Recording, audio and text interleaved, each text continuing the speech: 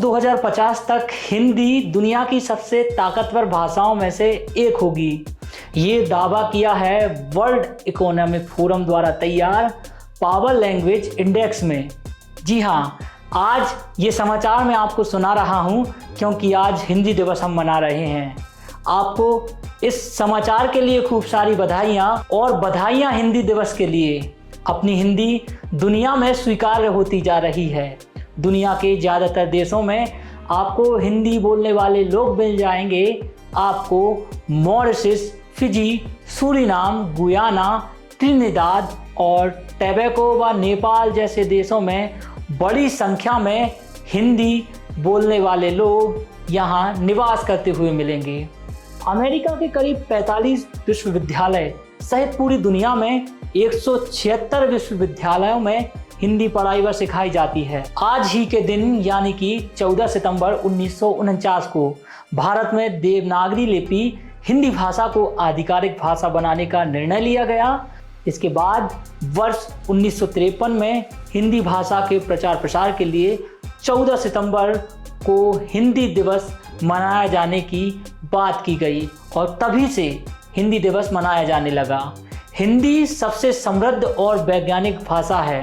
संस्कृत के बाद हिंदी ही एकमात्र ऐसी भाषा है जिसमें जो लिखा जाता है वही पढ़ा जाता है और जो बोला जाता है वही लिखा जाता है।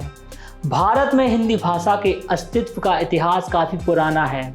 इतिहास में जहाँ तक दृष्टि जाती है वहाँ हमें हिंदी का अस्तित्व देखने को मिलता है। प्राचीन भारत में यदि शोध, अनुसंधान एवं आख्यानों की भाषा संस्कृत रही तो सामाजिक जीवन में बोलचाल व व्यवहारिक भाषा हिंदी में ही रही। वर्तमान के संदर्भ में देखें तो मध्य प्रदेश हिंदी को बढ़ावा देने के लिए काफ़ी कार्य कर रहा है। इसके बारे में भी हम बात करेंगे। उससे पहले आपको कुछ और तथ्य मैं बताता हूँ। हिंदी संसार में तीसरी सबसे महत्वपूर्ण भाषा है।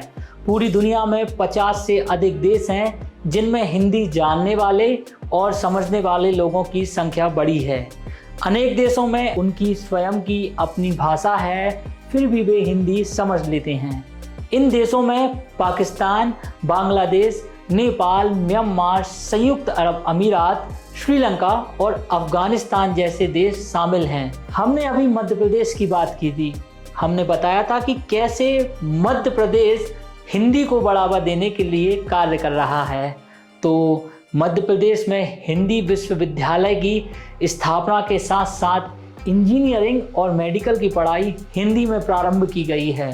मध्य प्रदेश की इन कार्यों की सराहना स्वयं प्रधानमंत्री नरेंद्र मोदी तक कर चुके हैं। इससे पूर्व वर्ष 2016 में एक कार्यक्रम विश्व हिंदी सम्मेलन भोपाल में संपन्न हुआ। इसमें मुख्यमंत्री शिवराज सिंह चौहान ने प्रशासनिक कार्य हिंदी में करने की घोषणा की थी और उसी के अनुरूप वर्तमान में शासन की विभिन्न योजनाओं का विवरण हिंदी में आ चुका है। अनेक पोर्टल हिंदी में प्रारंभ हो चुके हैं।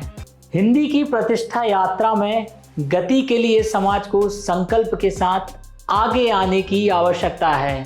शासन, प्रशासन और अन्य लोग तो इसमें कार्य कर ही रहे हैं, लेकिन मैं और आप जैसे लोग भी हिंदी को बढ़ावा देने के लिए अपने कार्यों में, अपनी दिनचर्या में हिंदी को साथ रखें और जब तक अन्य भाषाओं को उपयोग करने की आवश्यकता समझ ना आए तब तक आपस में वार्तालाप हिंदी में ही जारी रखिए। इससे हमारी हिंदी विश्व पटल पर एक महत्वपूर्ण स्थान सुनिश्चित करेगी और हिंदी विश्व भर में प्रतिष्ठित हो जाएगी।